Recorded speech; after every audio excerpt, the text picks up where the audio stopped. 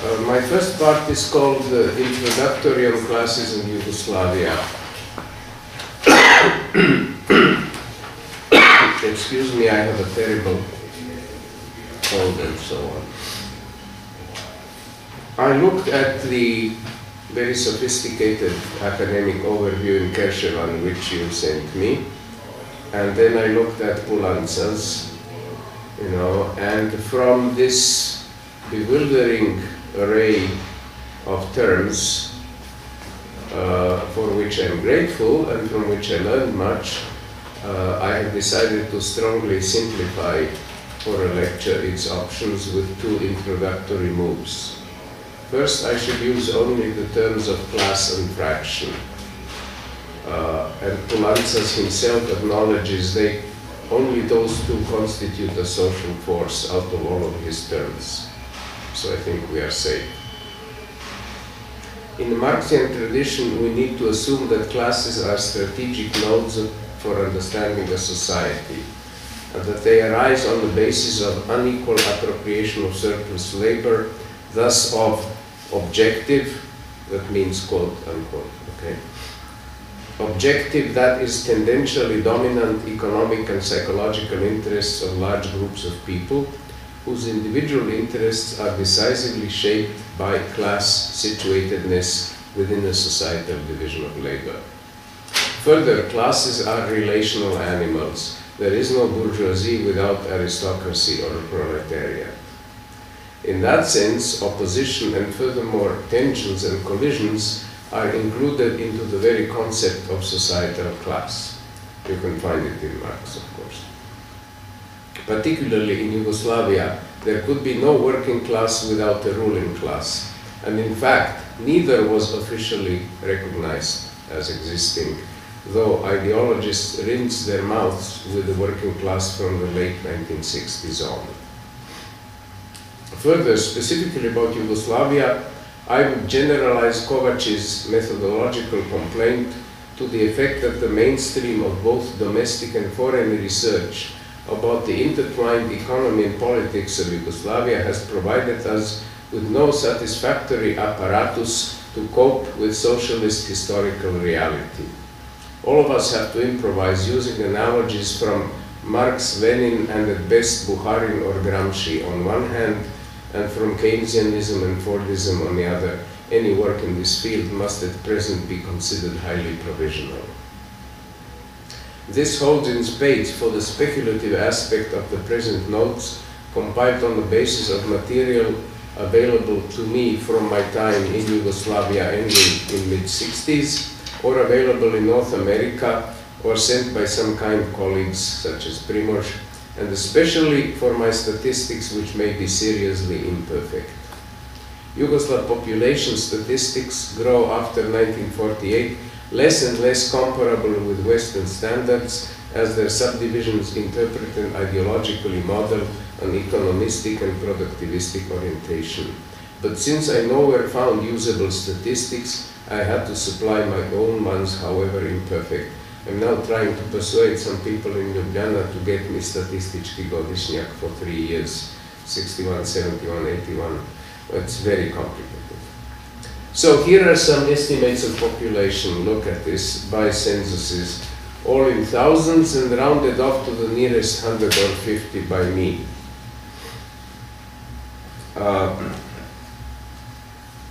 I shall attempt to interpret here only the data for 1953, since I have the encyclopedia Zagreb, no? Which gives sufficient extra comments. Leksikografskog zavoda, no?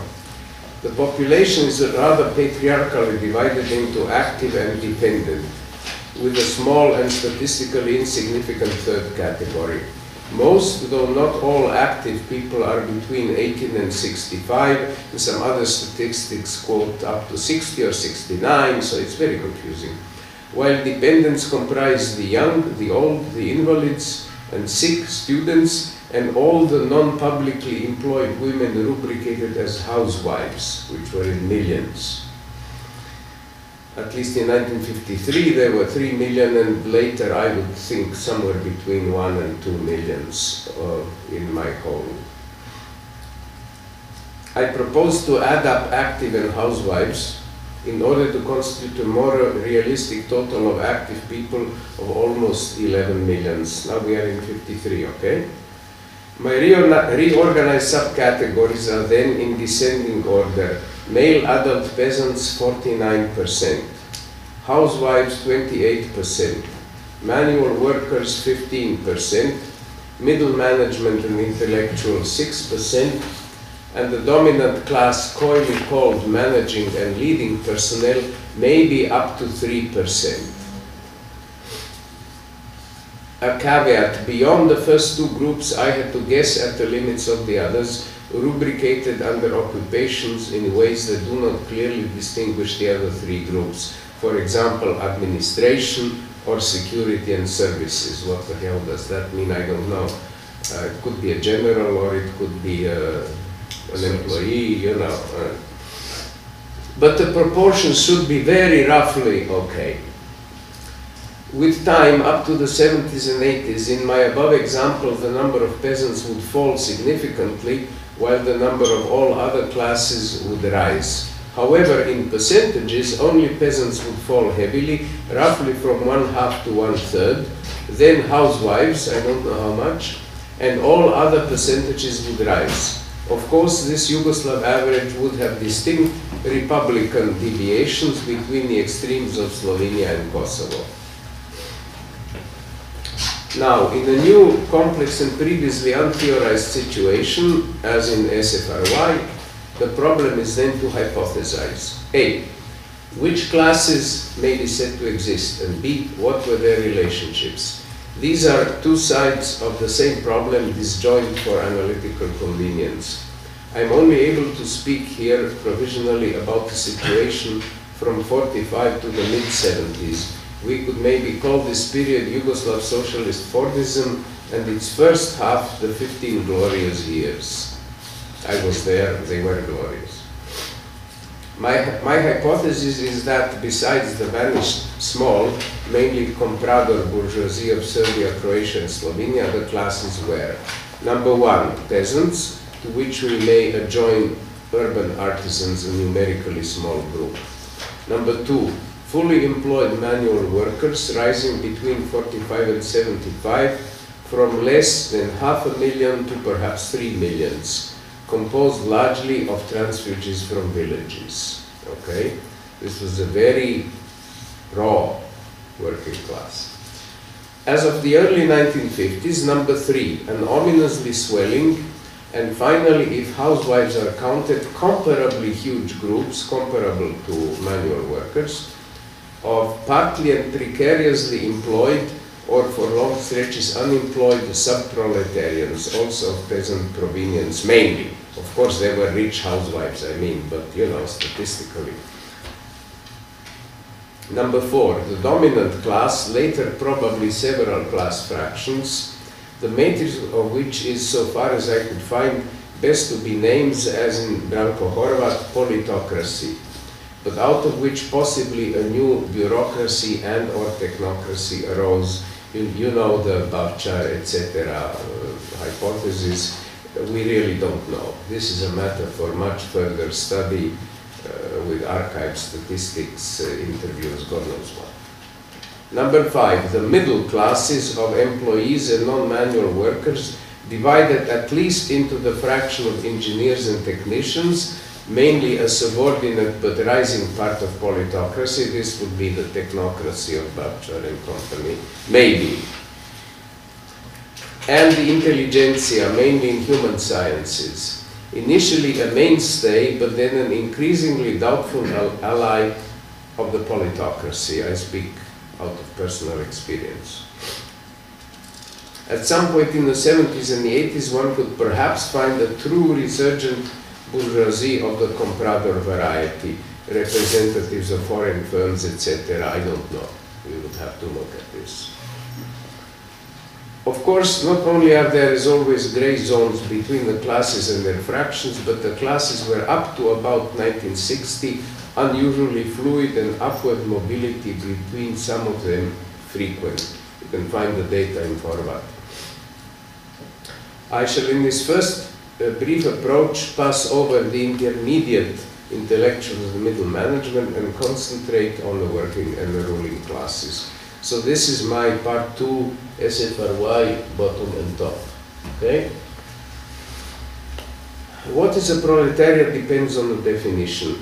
It was no doubt useful for Marx to focus on the industrial workers. Lenin no longer could do that. And in Marx's wake, industrial workers became practically synonymous with proletarians. Today, I think this doesn't work. It's much more useful to use, for example, Engels's definition. By proletarians, we understand the class of modern wage laborers who have no means of production of their own and therefore depend for livelihood on selling their labor power. In SFRY, they were my classes 2 and 3.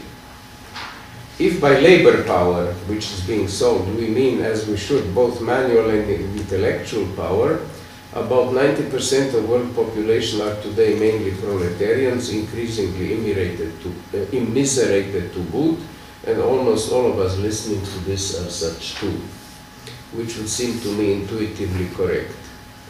In SFRY, I count here my classes 1, 2, 3 and a fraction of 5.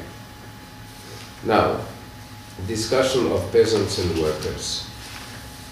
In pre-World War II monarchist Yugoslavia, the agricultural labor surplus was estimated at 60%, between 6 and 7 million people, and was the central economic issue.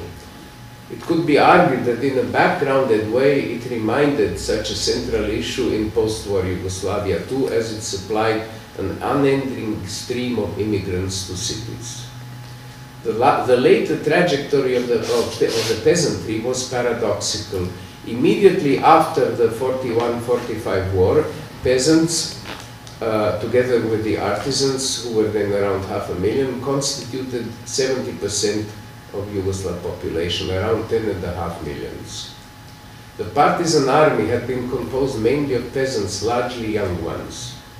A few of the most active and politicized were absorbed into professional party workers, civilian or military, and later into the dominant class is.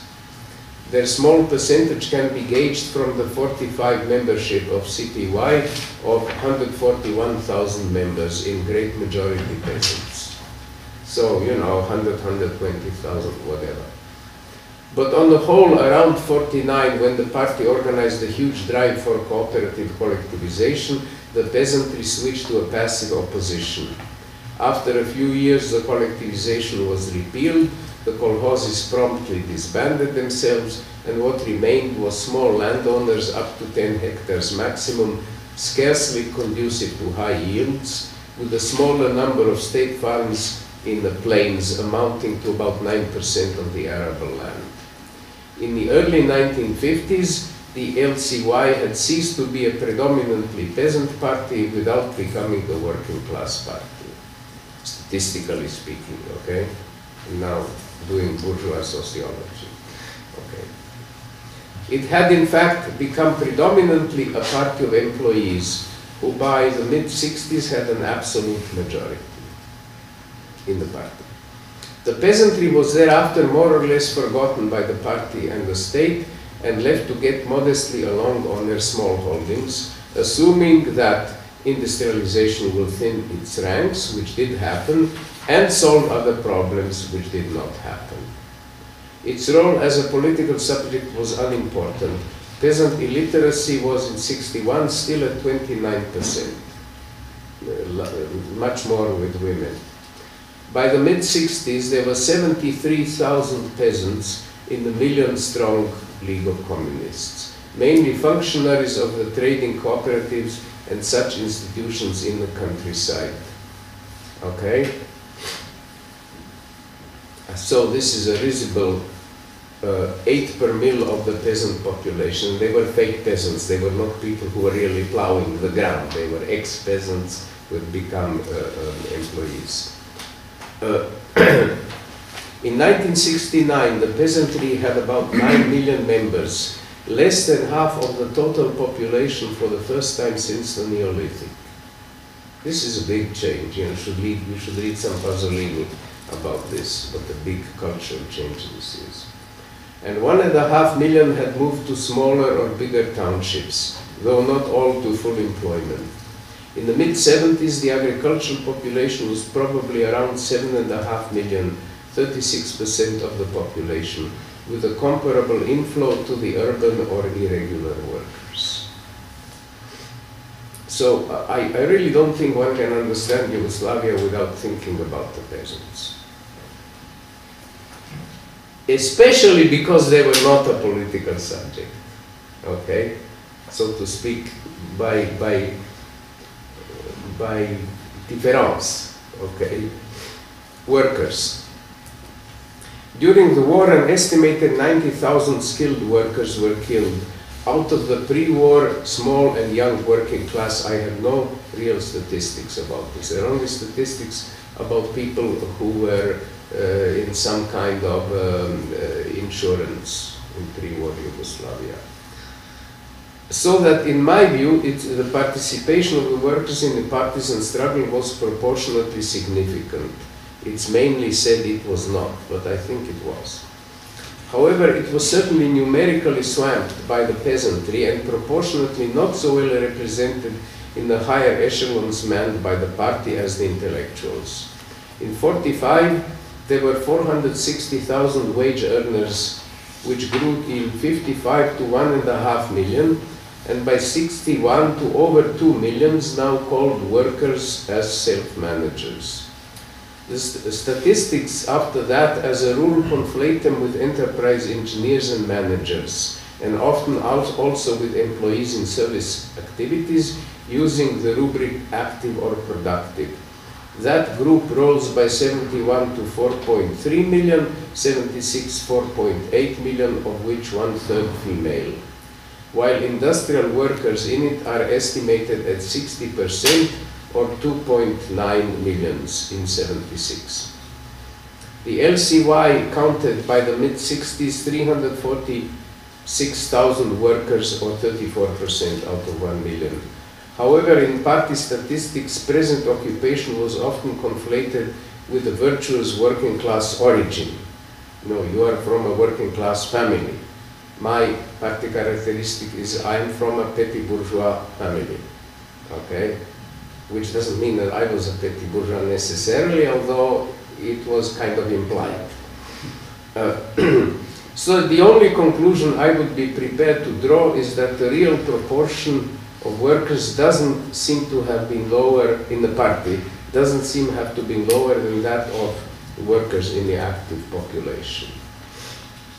Thus, we need to distinguish workers who remained in the ranks from those who advanced from the ranks.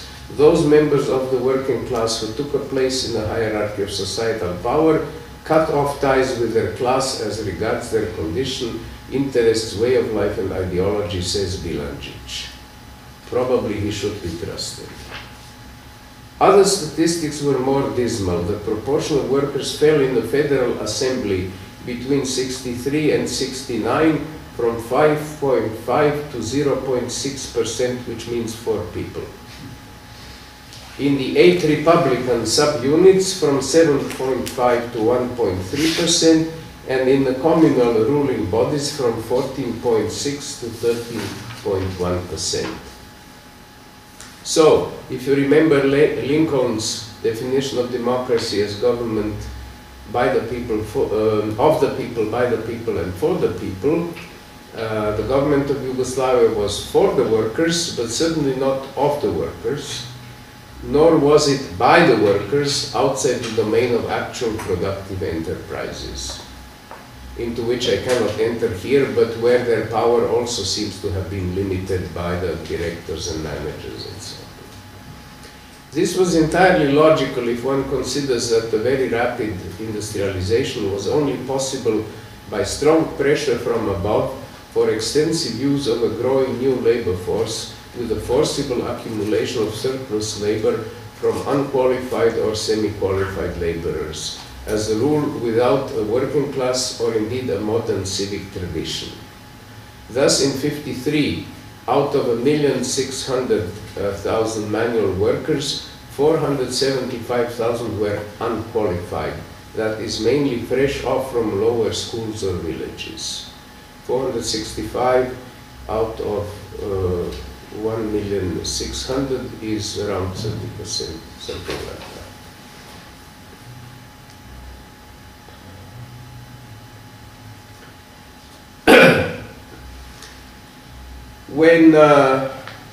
And even illiteracy, by the way, in 1953 was still over 5% in the working class.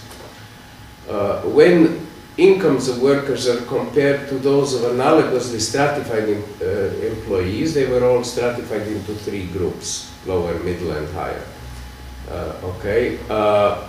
Their official minima of the workers were from the beginning in 1952 at least 10 to 20% lower for the workers as compared to employees. You know, the lowest workers were 10 to 20% less than the lowest employees, and so on. And the gap kept growing. In 1968, the relation between lowest and highest incomes, the highest were those of the top officials and professionals, had reached 1 to 10.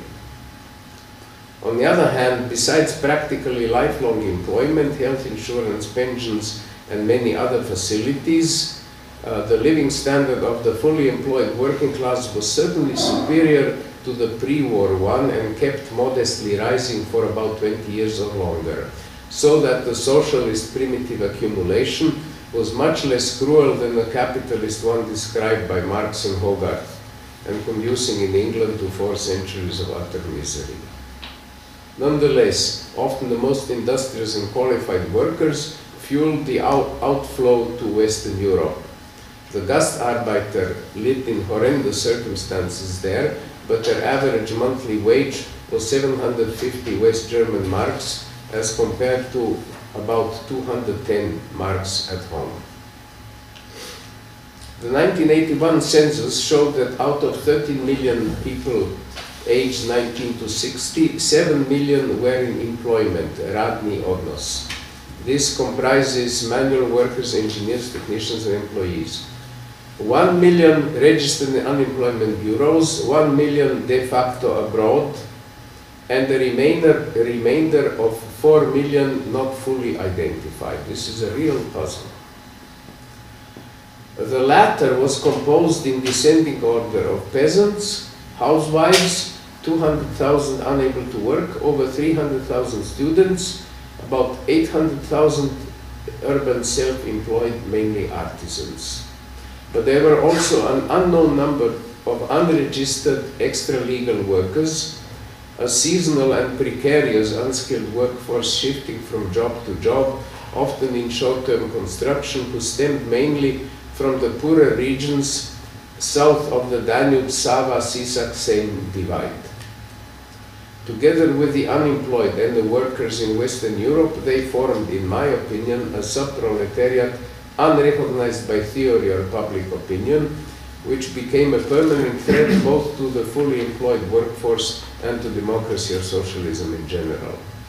Counting the housewives, to whom I would allow worker status too, we might get to more than 40% of the active labor living under super-exploited conditions.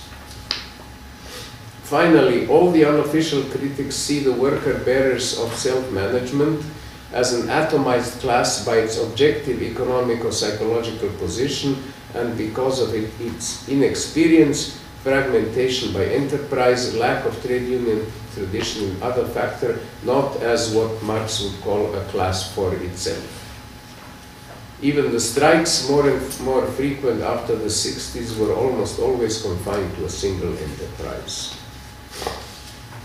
The dominant or ruling class / is.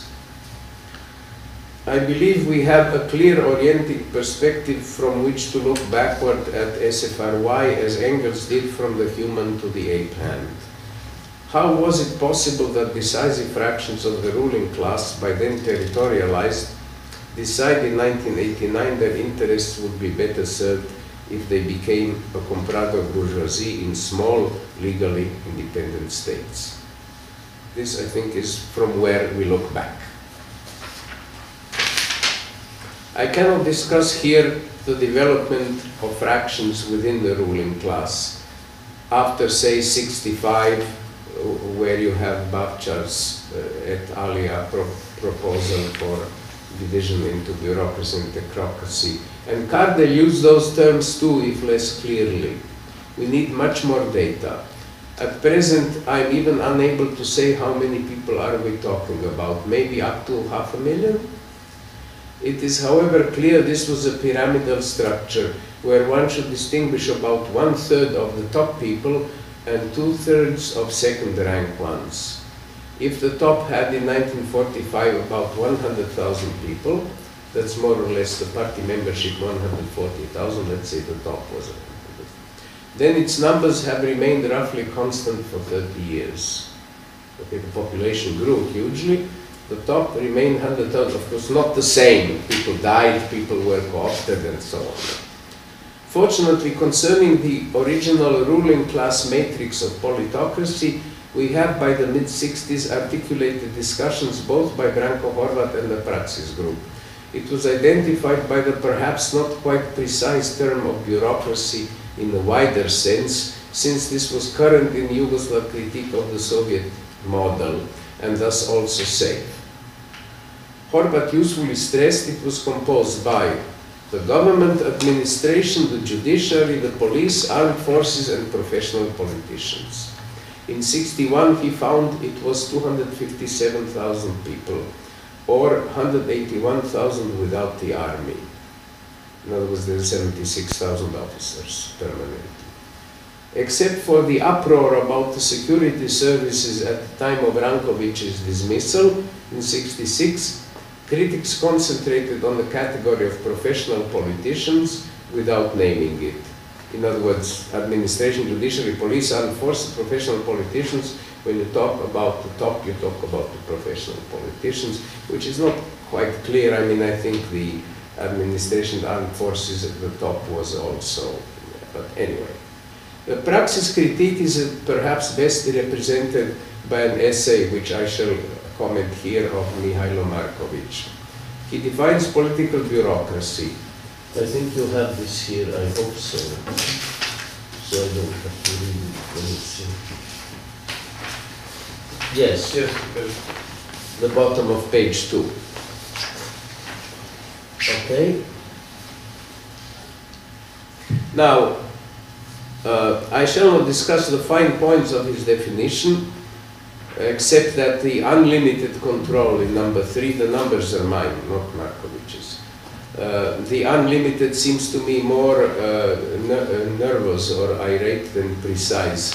So I would substitute it with very significant control. There is never unlimited control. There is labor sabotage and God knows what, you know.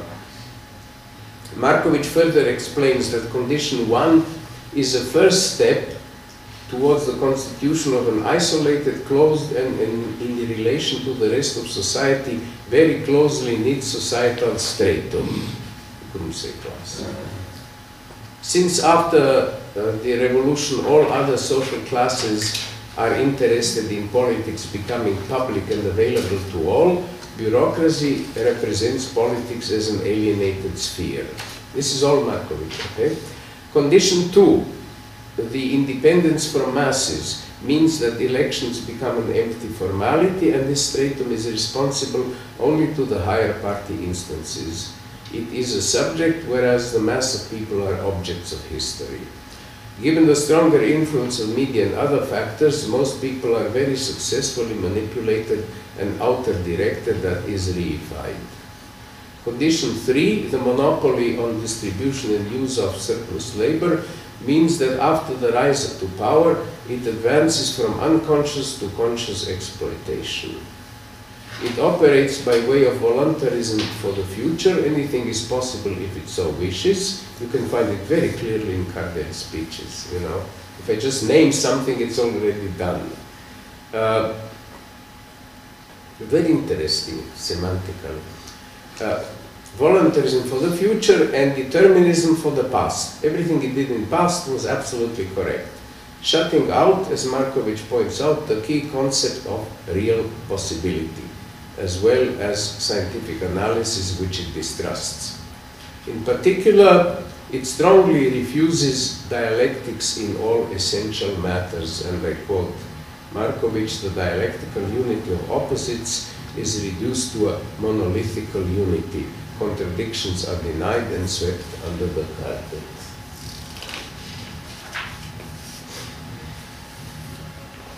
The bitter enmity among many self-proclaimed Marxists and socialists, as Markovic says, read among the politocracy, to self-management, the bitter enmity to self-management explains that in the mid-60s the enterprises disposed of only 30% of national income, and this seems not to have significantly changed in later years. There was a peak around early 60s after the Party Congress in '58, which came perilously close to half, to 50%, and then there was a counter movement, obviously, by the politocracy, and fell back to 1/3. The root of this resistance lies in an underdeveloped and still mainly rural society, which has not managed to shape, I'm here in Markovic again, a sufficient number of rational, socialized and human personalities, and thus necessarily has to pass through a phase where an elite, in the best case a revolutionary elite, will create by means of a maximal mobilization of masses, but also of coercion, the needed presuppositions: industry, working class, intelligentsia, education, a mass culture. The critical question is, concludes Markovic, when these presuppositions are realized, shall the elite find in itself the moral force and the consistency with its original revolutionary ideal to voluntarily realize self-management by which it would liquidate itself as an elite of power?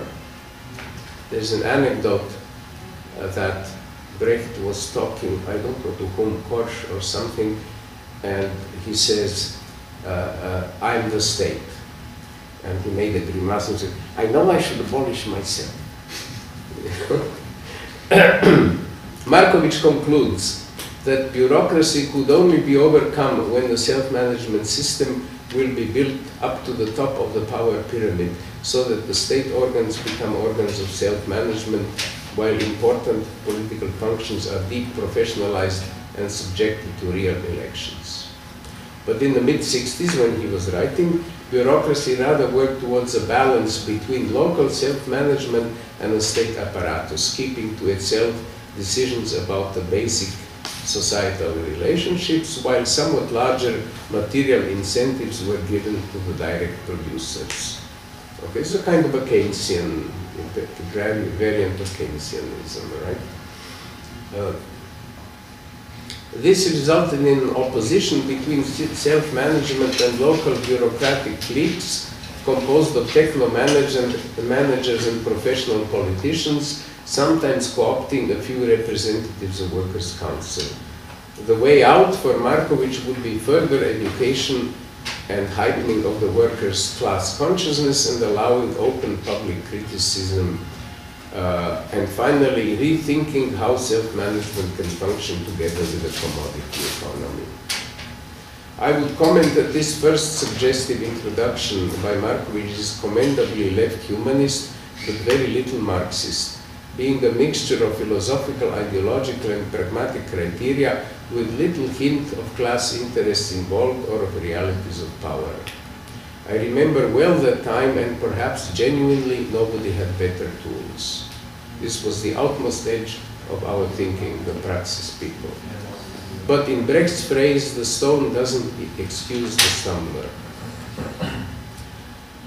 I would call the tension between self-management and the dominant class is described here a socio-political stall, which began manifesting itself in the politocracy's opposition to the very interesting LCY program passed at its 1958 Congress. The opposition started growing into a political economical paralysis, first after the 1965 reform, equally sabotaged, and developed fully in a less favorably international economic climate of the 70s. This is after the oil shock in 73. If you study the economic history of the world, it began to be grim. Kershevan perspicaciously indicates that the capital functions concentrated in the party-state apparatus could never fully lose their worker representative status, so that they had to enter into some economic and political compromises to obtain the consensus of the workers. At some point, this status became increasingly irksome and economic sobs to the working classes impossible. Between a full economic or political democracy, where the dominant class would lose some of its central prerogatives, and the sharp political change by which its economic class interests would be largely safeguarded, or at least so they believed, they opted for the latter. It was only attainable at the price of nationalist support and dismantling of the Yugoslav Federation, a typical class treason. My last part, on classophobia, if you forgive my neologism, which is not very pretty. So, the Yugoslav ruling class and society lived with three major denials or Freudian repressions, maybe even police repressions, I don't know. Of the peasantry, the women, and the not fully employed workers. Or most peasantry, most women, and not fully employed workers. The privileged political axis of debates and measures concerned the relation between the producers permanently employed in enterprises with workers' councils and fractions of the ruling class, which can grosso modo be followed through the ups and downs of the proportions in which enterprises versus outside bodies disposed of surplus labor. Theoretically, the most pertinent denials were, to my mind, the women question, which after the dissolution of the AFG in the early 50s was never even mentioned, though there was a pragmatic stress on helping their employment by means of creches and similar. And I understand there is a good book by Vida Tomšić I should read, correct? On women's role. You don't know it, but probably, if you were told so. Well, it's in an essay by Močnik. Okay.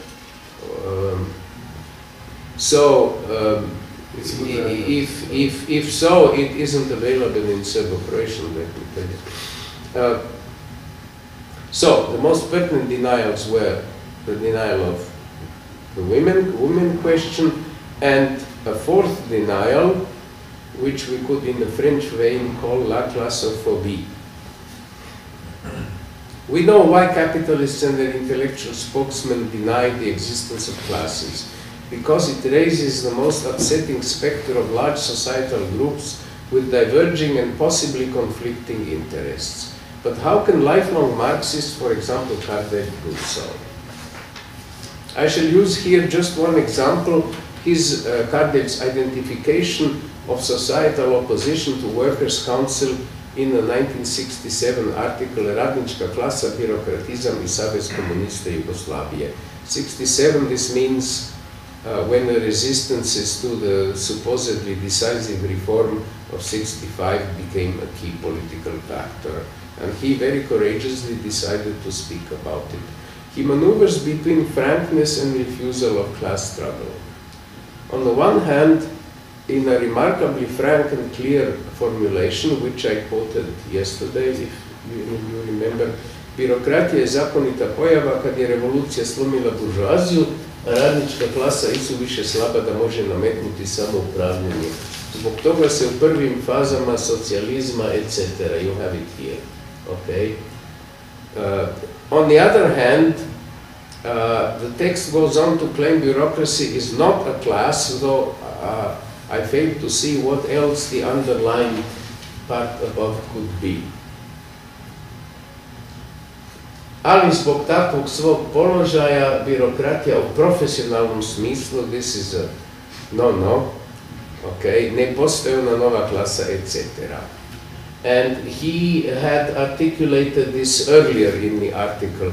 Ne postoji birokratska klasa, ali time ne tvrdim da ne postoje elementi klasnih odnosa i klasnih suprotnosti povezani sa tendencijama koje nastaju u onim društvenim grupama koje su bliže trpezi državno-sopstveničkog monopola nego radničkog samoupravljanja. Evo tu smo sad nazad na klasno-ekonomskom interesu trpeza. Okay. To nije borba klase protiv klase, jer su u krajnjoj liniji dugoročni interesi svih tih slojeva jedinstveni. Zato se i klasna borba u tim uslovima izražava prvenstveno u idejnoj i političkoj borbi. I have a weakness for Kardel, but I can only call this a garbled mishmash, which is not because he was stupid, but because he refused to think the matter to the end.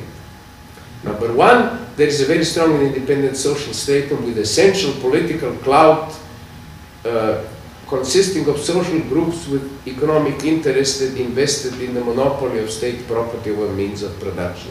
But number two, this does not result in class struggle because the final and long interests of strata such as the working class and the not further analyzed state bureaucracy are proclaimed to be identical. What can you say? This is a blindness, blind spot. Thus, the Yugoslav politocracy is instinctively behaved like all other ruling classes. There can be no fundamentally threatening contradictions in our society.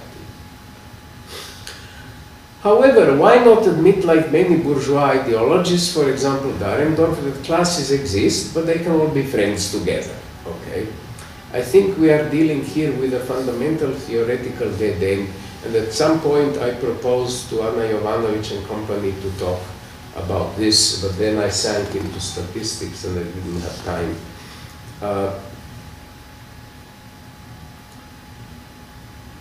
That is to say, I believe that the concept of class has to be disjoined from an automatic coupling with the concept of class struggle.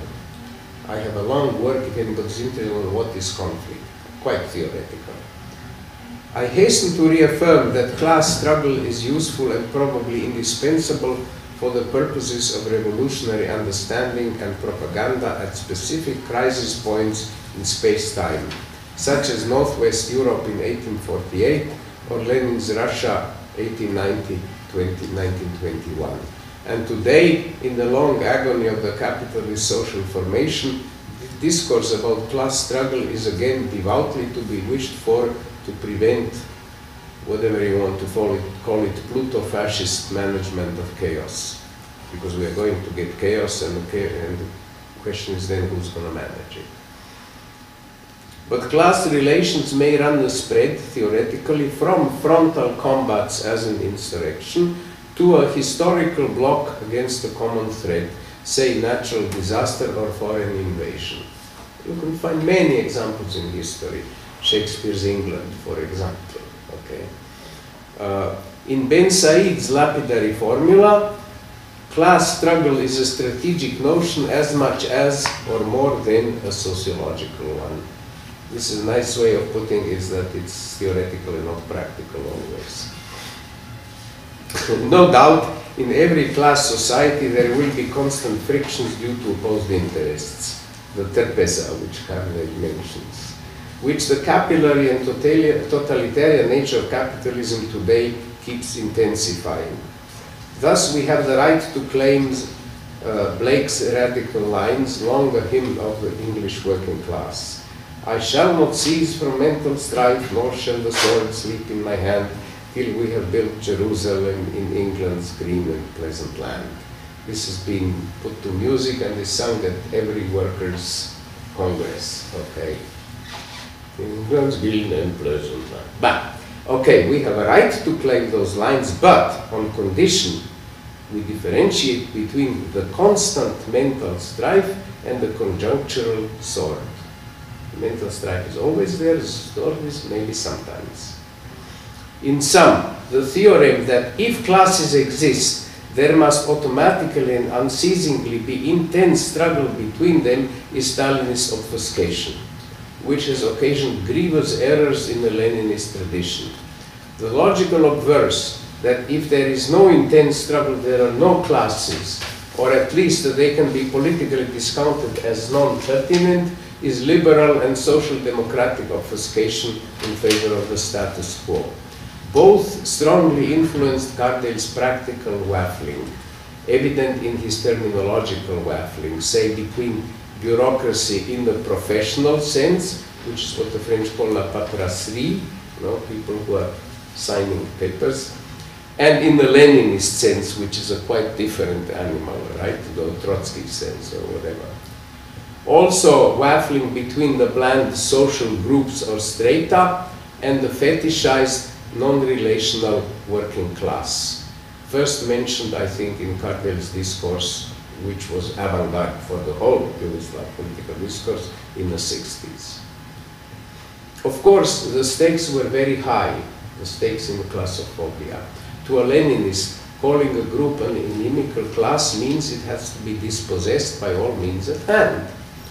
Who were these politically highly important social groups with economic interests opposed to the producer's self-management? How many were they? In 74, Cardel came to call them techno-bureaucratically oriented parts of the political structure. When was Bavčar published? Later. In 84 or 85. So they read Cardel. Okay. Yeah. And he thought they were mainly on the level of Republican leaders and managers. Of course, not me, but them. However, certainly in 1967, and I would think in part later too, they would have been mainly in the central or Belgrade political structure.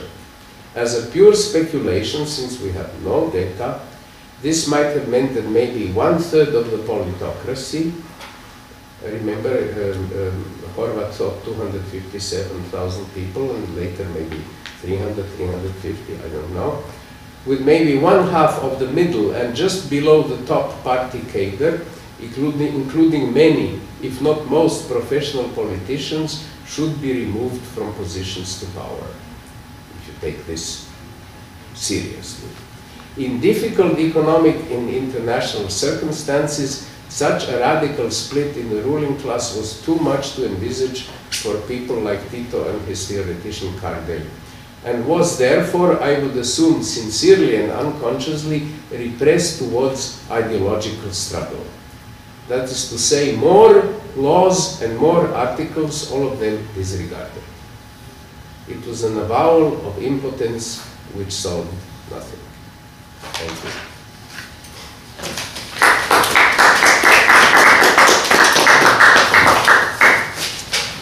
Thank you, Darko.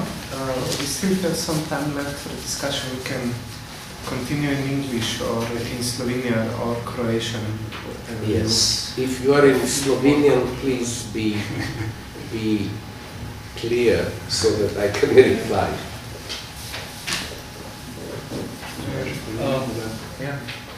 Ja imam jedno za početak. Možda već ste kazali, kako ste definirali working class? Especially I'm a bit confused between working class and employees. Working class and? Employees, where's the limit? What's the difference?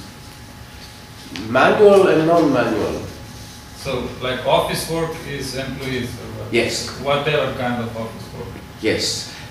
I'm also confused. That's the way the statistički godišnjak functions. Mm-hmm. Okay, we don't really have. We have, of course, Branko Horvat. We have some stuff done in Slovenia, Veljko Rus, and so on.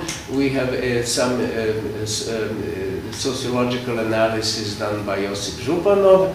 In Croatia, they never use any kind of statistics outside of the statistički godišnjak. They say, in this factory, the situation is so and so, but you cannot generalize. How do you know whether the factory in Kranj was a representative for the whole of Yugoslavia, which is where Rus went? So yes, it is confusing. It's very confusing. And we can only use analogies from either Western statistics or the Soviet debates between Preobrazhensky, Bukharin and company, insofar as these were still open in the 20s, before 28, say.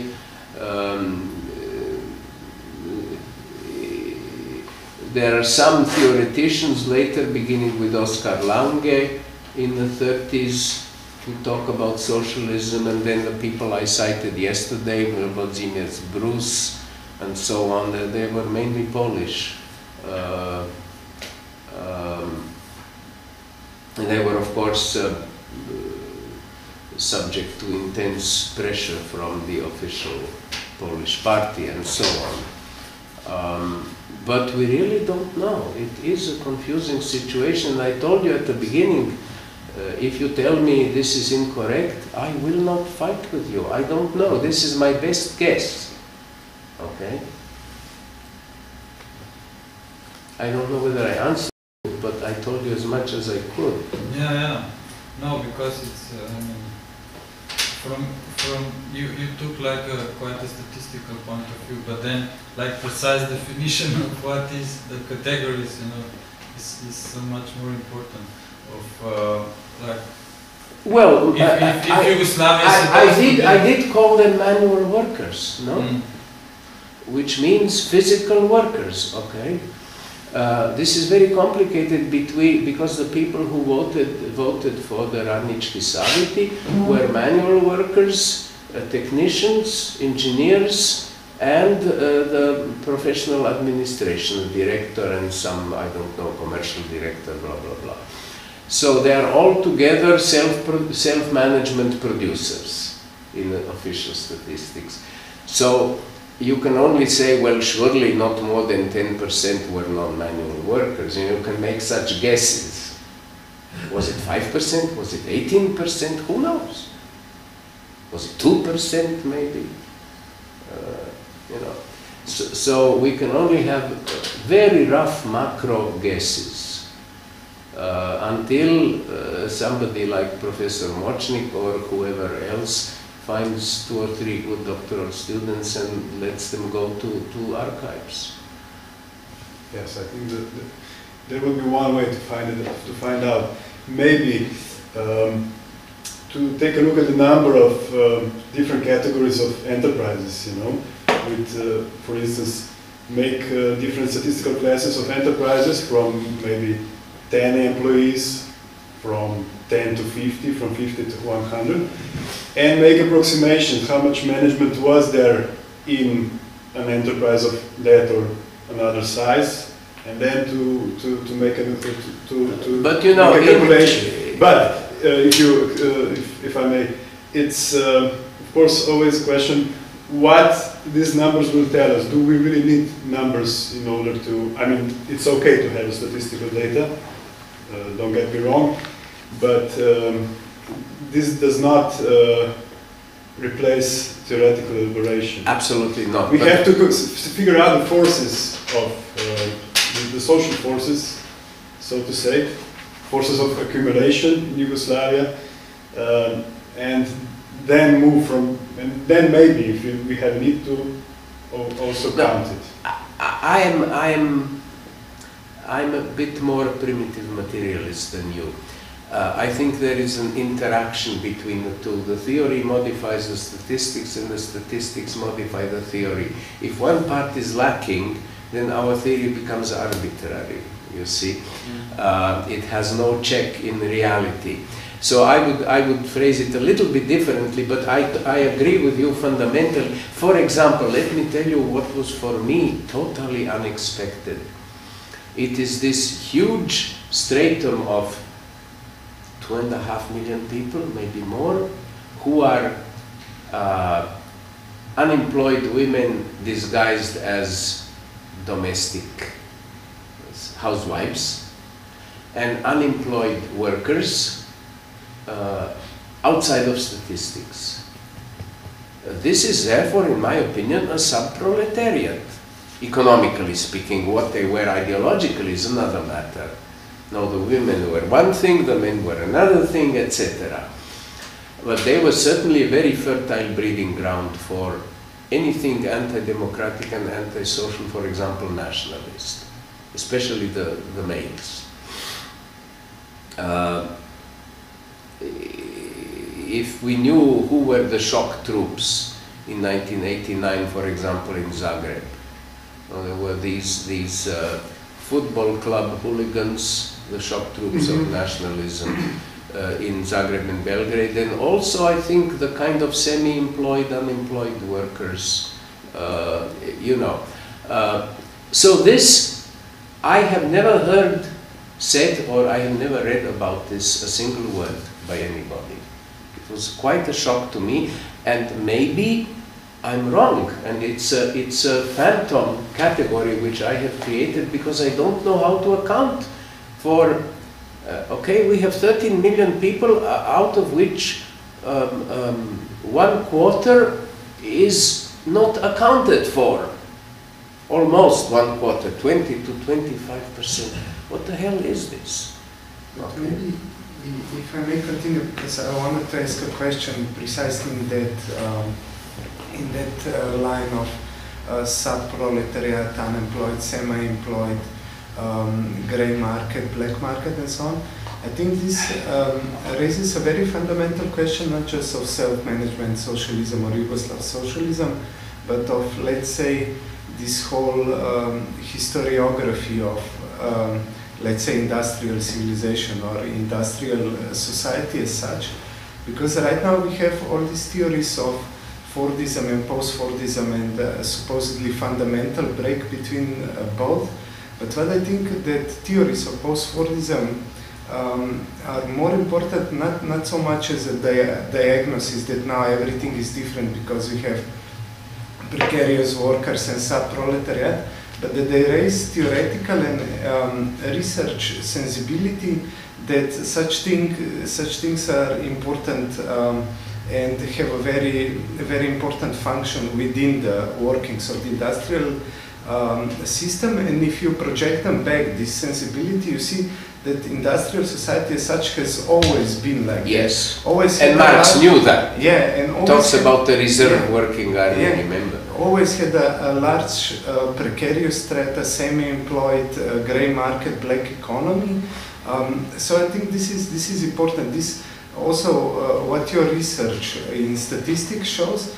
Not like some people speculate that there was a post-Fordism avant-la lettre in Yugoslavia, but that each actually existing industrial society already had this element. So I think we should maybe reconsider the history of Fordism as not in this mythical type. Everybody had a lifelong which is wrong. Yes, which is wrong. Which is untrue. You always had immigrants, grey market. You always had unemployed housewives, domestic servants, and all this strata that somehow fell outside. Or peasants. So, you see, in China they were all peasants who were not allowed to come to cities. Yeah. The difference between Fordism and Fordism could be a difference in what is theoretically called the dominant. Okay, at least in some cultural studies. That is to say, if in Fordism you have 20%, and in post-Fordism you have 60% of these precarious, well, this is a qualitatively new situation. So in a sense it is a break, but it's not a digital break from 0 to 1. It's a break, it's an analog break, right? And I was quite unprepared. I'm not a sociologist, I'm not an economist, I'm at best a kind of political philosopher or political epistemologist. And I was quite unprepared for that. I mean, I have read a lot of people were writing about the working class in Western Europe, in America, and so on. And of course everybody says there are all these people in the market. There was a famous book when I came to America first in the 60s by Michael Harrington called The Other America, which was Michael Harrington was a social democrat, which was in America horribly radical on the left. There's a social democrat party which had maybe 50,000 members in the USA. But it had some power, some intellectual power, and he wrote a book called The Other America, in which he proved there is 1/3 of poor people in America. My God! Okay, 180 million people, 60 million are poor, have to have these little tickets to get free food and so on. Okay, well, maybe there were 50 million, I don't know. It's huge submerged, for which the best term I know is subproletariat. Okay, if anybody finds a better term, you are welcome, you know. British sociology uses the term underclass in this situation, I think, for this same phenomenon. But if I may return to my first question comment, I would maybe add that before starting the type of statistics which counts persons holding different social positions and so on, I would maybe take a look at another type of statistics which you also mentioned, which accounts for the part of the total surplus labor or total surplus value, however you want to call it, which is and the part that is controlled by the central state and by the enterprises themselves. Why? Because this is approximately the proportion, the relation between the state bureaucracy and the technocracy, which I would call the technocracy, not the engineers, technicians, highly qualified workers in technical sense, people actually working, but management actually. People who... In enterprises, you know. Yes, in enterprises. People who make business decisions, economical decisions, not technical decisions, but economical decisions. It's them who are the counterpart of the bureaucracy in this sense, the sense of and what are agents controlling. What are the banks which come in? Banks, the insurance companies, and so on. Well, this is to complicate a bit my very. You see, okay, maybe I will. If we start with a very simple model, it has only enterprises making their autonomous or semi-autonomous decisions, accounting for, as you say, 30% maybe of the accumulation. This is the tarte à la crème of all the discussions in socialist Yugoslavia. Who has how much percent of that? Yes, of course. So it was extensively discussed. Yes, but it was, but no conclusions were reached. So maybe we should take a look at it once again. And so we have this part, this sector, and we have the bureaucracy, or whatever you want to call it, the planning organs, whatever. Which I prefer politocracy. That's clear. Yes, it's not a problem. But people who rule through politics. Okay. Yeah, because technocracy is a very questionable phrase, because it was developed under the assumption in the 60s. I think it began to be popular in sociology. Under assumption that there is this fundamental shift to post-industrial society, right? Computers, and to knowledge-based economy. So now the ruling class is no longer, in a classical sense, the ones who expropriate surplus values, but the ones who have monopoly over knowledge. So this is Peter Drucker's knowledge worker and Daniel Bell's post-industrial. Yes. So if you don't believe that nowadays economic value is based on knowledge, then at least for me, I have a hard time to use this phrase, because I think it is related. But we don't have a better term. What would you call it? I dislike bureaucracy. I dislike technocracy. But what do I call the fractions of the ruling class? I don't know. I would be maybe more cautious to say, okay, let's drop the technocracy.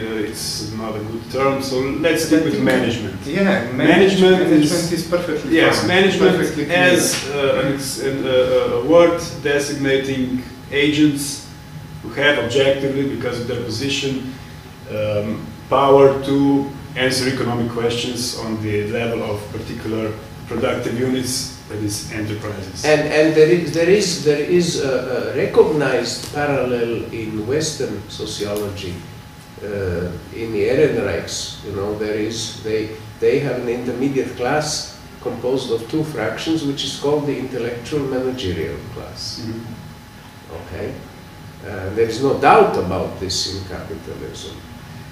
Now here, maybe we should call them a managerial class, yes, or fraction or whatever. Yes, it's then a matter of terms, but I would start from this, and at first I would like to estimate the power that this sphere had in deciding on accumulation.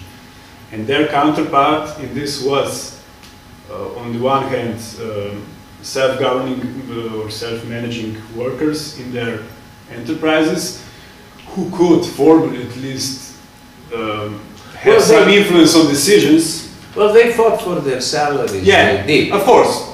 Formally, I say. What they did, probably they were normal people, they wanted higher salaries, not so much some praises about what the company would do and so on. But okay, formally maybe there was some pressure, or there could be, at least formally. They were not excluded, formally. But did they actually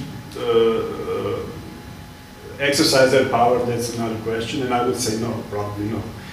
And of course, there is the one other force which is acts counter them, and that would be bureaucracy, defined as agents who have control over some of the accumulation at the general level. Yes. So the banks are, of course, complicating a bit my scheme, which has only two entities. Of course, what are banks?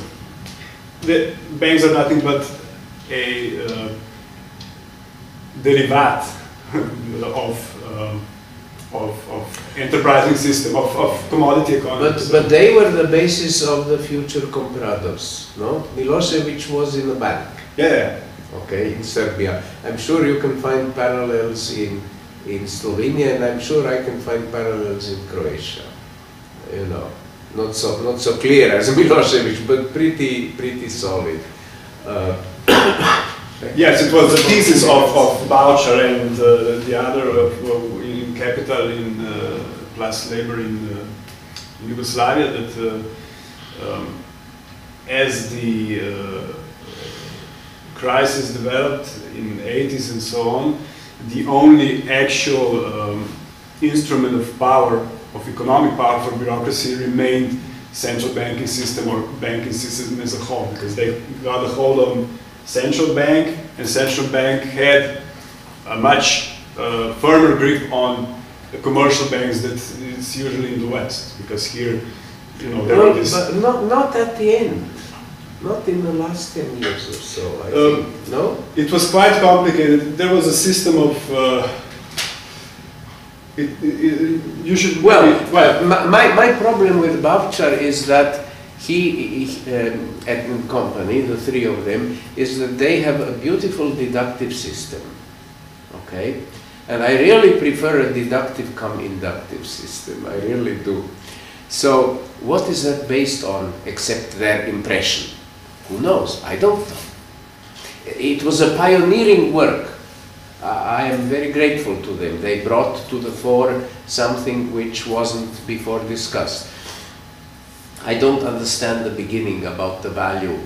I don't understand in Marx, and I don't understand in Bavčar. And I don't think it's important for the success of their book. Whether the value relationship necessarily, I don't care. I see that practically, yes, it did happen that way.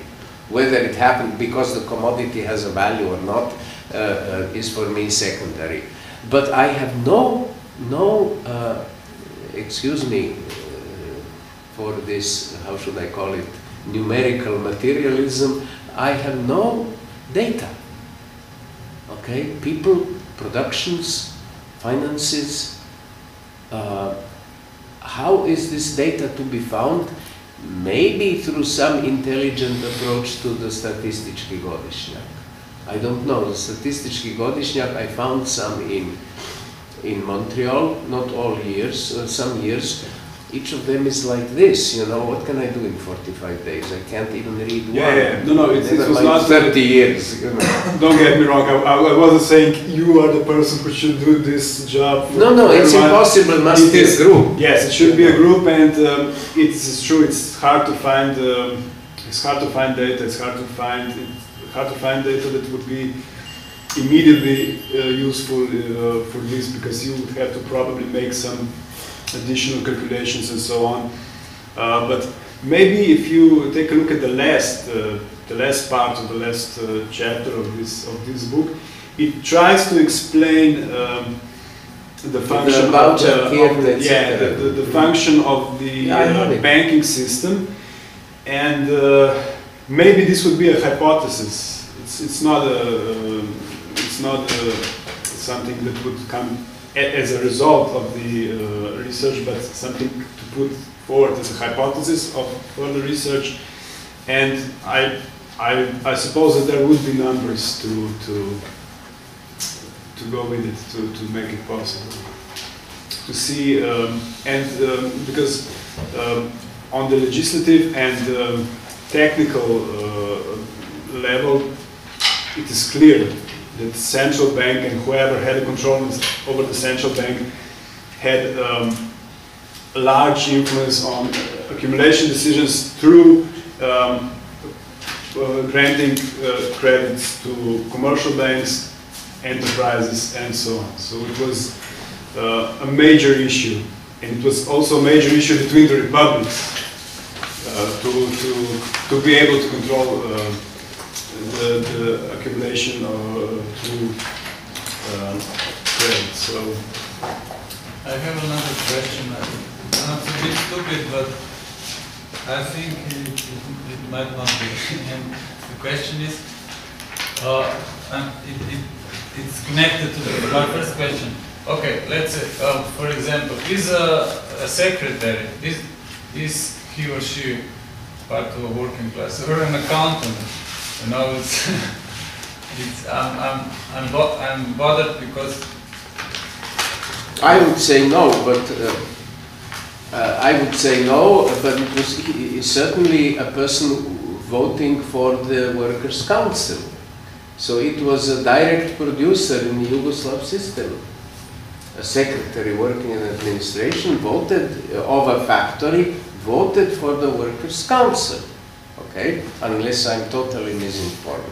Why would you say no? Why would you say no? Because she's not a manual worker.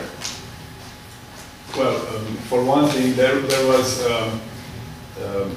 She in the ranks of manual workers, there was a clear notion that these people who are like secretaries are not workers, and they used to refer to them as people above who actually have much better working conditions, but receive the same salary or even better than my basic point is Marx's point.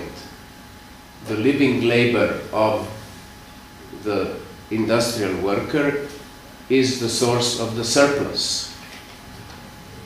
What is the living labor of the secretary the source of? It's the possibility of taking the surplus. So it's certainly part of the same operation, but it is quantitatively probably not included in it so far as I understand Marx. Of course, we are in, you know, dear Charlie died in 1880s. Okay, things have changed since. We have a service sector, the tertiary sector. This all has to be theorized. I don't know. Maybe at some point we should say, and I certainly object when intellectual production or creation is economistically treated as not labor. So in a way I have a sympathy for you. Your example was, I think, badly chosen. If you said a university professor instead of a secretary, I would have much more sympathy for you. You know, in other words,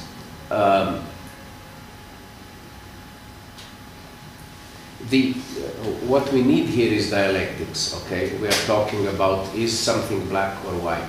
Of course, it's not black or white. It's gray or a bit bluish and a bit reddish and a bit, you understand my metaphor. Lenin put this very nicely when he was talking about the peasants. and said the peasant is in part a worker and in part a budding capitalist. In other words, there is a dialectic, depending on in which part of the country is it, how fertile is the territory, how many acres he has, how many machines he has, you know.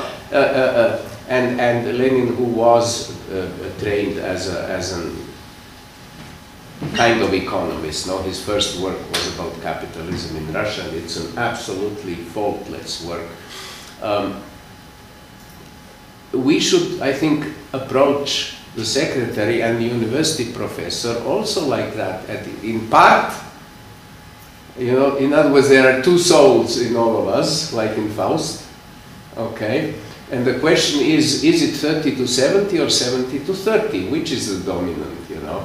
We can use some Mao Zedong here, you know, which is the dominant contradiction. But then again, all of this has to somehow be checked against reality. Since the reality is gone, we don't have it, we cannot check it. We can only check it, its fossil remnants, and they are in the statistics. Maybe in the memories of the people, if you had a huge oral history program, which would have thousands of people picked out strategically interesting from all social groups, that would be another way to supplement the statistics, but we cannot even understand the statistics. Who's going to give us money? You know, there is no academy, Socialist Academy of Sciences anymore, which would give you money for such stuff. So, on the other hand, I think this is a little bit of a peripheral question. Where do I put the secretary? Well, yes. Where do I put the intellectual? Where do I put Mihailo Markovic? Interests me much more. Okay? And we know the later career of Mihailo Markovic, etc. And Tadic, and so on. Maybe you could explain. It became a central question now, if you ask me, you know.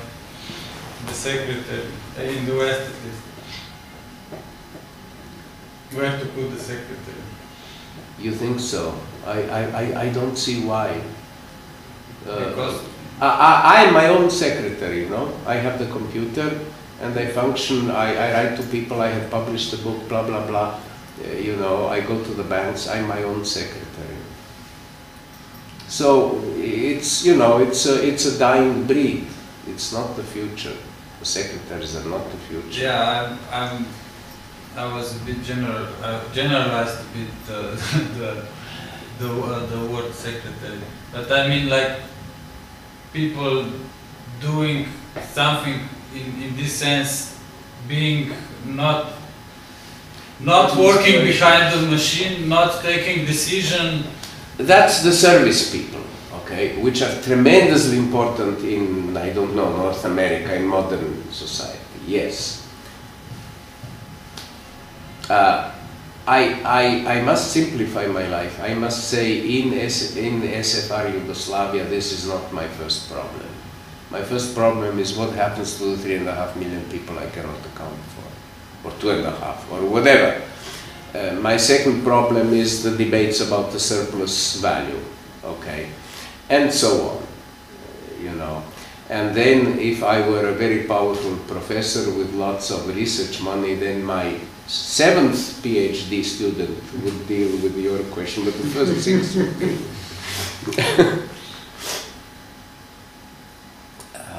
So we all have our little utopias. In fact, when I could have been such a professor, I refused it. So you know, don't take it seriously. Okay. Any other questions? Ne bi se pa časem zahvalil, da ste prišli, and I would like to thank Darko the most for preparing 2 lectures for us. I mean, within the Workers in Punks University. So thank you again for the lectures and discussion, and hope we'll see you again